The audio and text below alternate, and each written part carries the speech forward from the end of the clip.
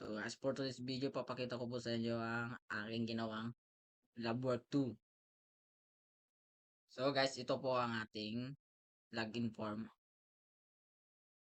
Label 1 for username. Label 2 para sa passcode. Text box.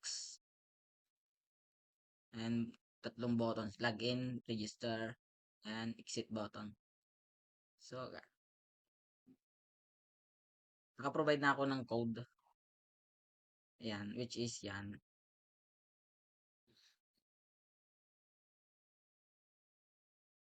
Then, connect natin sa database.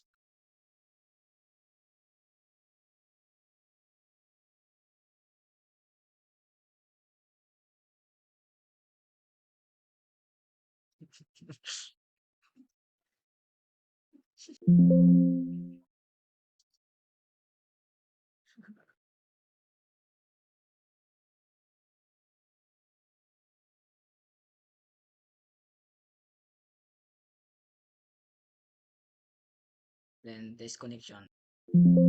Success.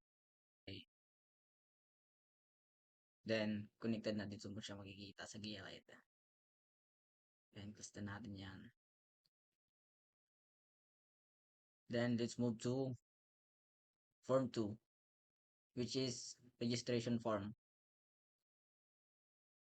Level 1 for username and passcode. Then, the button 1 is register and button 2 back to login. Then, usual provided na ulit.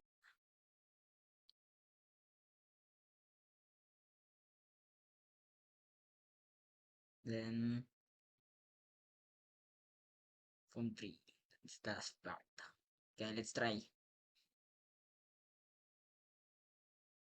Then, let's create first.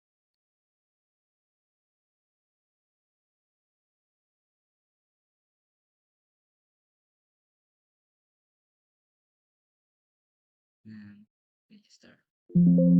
So, then, let's log in now. Newly create account.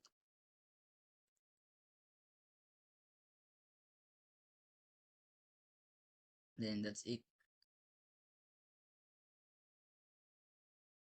Oh, okay, let's try if wala pa tayong nagawang account or walang password.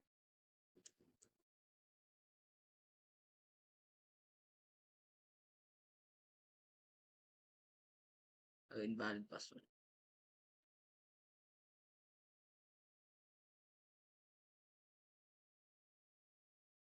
Invalid password.